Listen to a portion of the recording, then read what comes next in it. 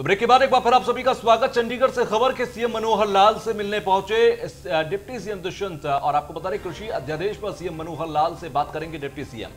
धान खरीद में एमएसपी निर्धारित करने पर चर्चा होगी। कृषि अध्यादेश की शंकाएं दूर करने को लेकर भी बातचीत होगी। तो बड़ौदा उपचुनाव को लेकर भी सीएम और डिप्टी सीएम में मंथन होगा। तो धान खरीद को लेकर जो एमएसपी है उसको लेकर चर्चा की जाएगी। कृषि अध्यादेश की शंकाएं दूर करने को लेकर भी बातचीत होगी।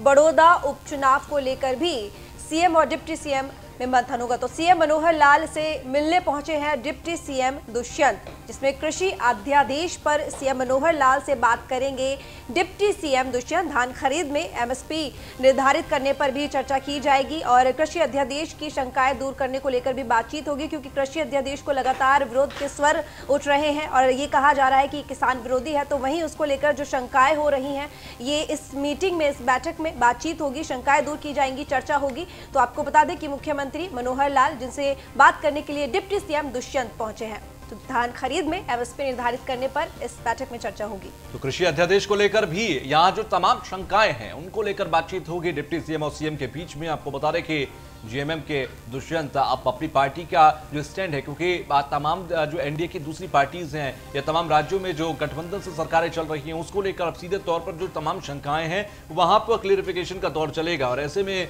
दुष्यंत भी, डिप्टी सीएम दुष्यंत भी चाहेंगे कि वो ये क्लियर करें कि कृषि अध्यादेश किस तरीके से किसानों के हित में होगा या विरोध में होगा। तो उनकी पार्टी लाइन क्या होगी वो भी तय होगी। फिलहाल आपको बता दें कि सीएम और डिप्टी सीएम हरियाणा के बीच में मंथन होगा, बातचीत होगी और सीएम मनोहर लाल से मिलने पहुंचे हैं डिप्टी सीएम दुष्यंत।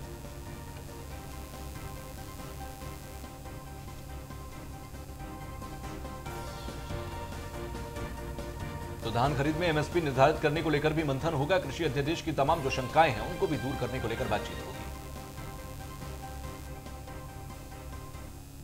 लखनऊ से बड़ी खबर आ रही है, जहां बाहुबली विधायक मुख्तार अंसारी पर शिकंजा लगातार कसता जा रहा है। सरकार मुख्तार अंसारी और उनके परिजनों के बैंक खातों की छानबीन अब करेगी। योगी सरकार ने इनके सभी बैंक खातों और लेन देन की जानकारी मांगी है। विधायक मुख्तार अंसारी पर कसता ही जा रहा है सरकार का शिकंजा। अंसारी के परिजनों पर भी सख्त हो गया है अब सरकार का रुख। अब मुख्तार समेत परिजनों के बैंक खातों पर भी सरकार की नजर है। मुख्तार, अफजाल, अफसा बेगम और अब्बास समेत सालों रिश्तेदारों के खातों का ब्यौरा मांगा गया है। गाजीपुर में एलडीएम और संबंधित बैंकों को मेल भी पहुंचे हैं।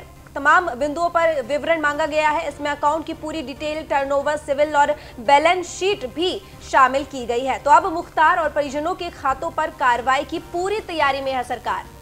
तो योगी सरकार मुख्तार अंसारी को पंजाब से यूपी लेकर आएगी। बी वारंट के तहत मुख्तार को पंजाब से उत्तर प्रदेश लाएगी सरकार। अभी पंजाब की रोपड़ जेल में बंद है विधायक मुख्तार अंसारी। बी वारंट के जरिए यूपी की किसी जेल में मुख्तार अंसारी को शिफ्ट किया जाएगा। तो शासन के निर्देश के बाद बैंकों ने अपनी शाखाओं में मुख्तार, अफजाल समेत अन्य परिजनों के खातों का विवरण तलाशना शुरू कर दिया है। आपको यह भी बता दें कि एक तरफ जहां सरकार लगातार माफिया विधायक का नेटवर्क तोड़ रही है, तो वहीं दूसरी तरफ उनकी जो काली कमाई है उसका रास्ता भी बंद कर रही है।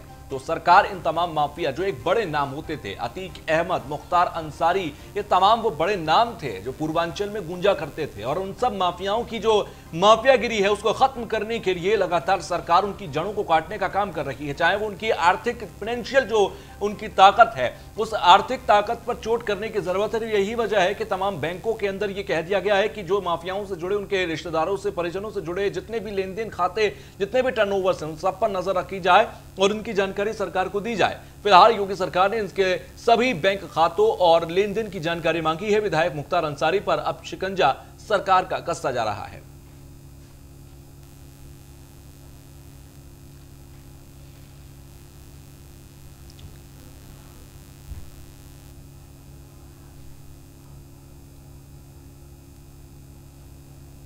तो गाजीपुर में एलडीएम और संबंधित बैंकों को मेल्स दिए गए हैं। अकाउंट्स की पूरी डिटेल, टर्नओवर और सिविल और बैलेंस शीट भी शामिल है। तो लगातार जिस तरीके से कार्रवाई यूपी सरकार कर रही है बाहुबली विधायकों पर, वो भी देखने वाली बात है कि चाहे अब उनकी अकाउंट डिटेल्स हो या फिर उनकी अवैध संपत्ति पर बुलडोजर चलवाने वाली बात हो या फिर कुर्की करवाने वाली बात हो, सरकार अब हर चीज में सख्त रुख अख्तियार कर रही है। तो मुख्तार अंसारी जो कि रोपड़ जेल में बंद है पंजाब की, उनको यूपी लाया जाएगा। बी वारंट के तहत यूपी की किसी जेल में मुख्तार अंसारी को शिफ्ट किया जाएगा। बाहुबली विधायक मुख्तार अंसारी पर लगातार शिकंजा कसता जा रहा है और आपको बता दें कि उनके दोनों बेटे जिनके खिलाफ कार्रवाई हो रही है, इनाम घोषित कर दिया गया है। तो सभी रिश्तेदार हो या फिर जिनने उन्हें सपोर्ट किया है, उनके खिलाफ भी सरकार का रुख सख्त है यहाँ पर। और सबसे बड़ी बात यह है कि किसी को बख्श नहीं रही है इस बार सरकार।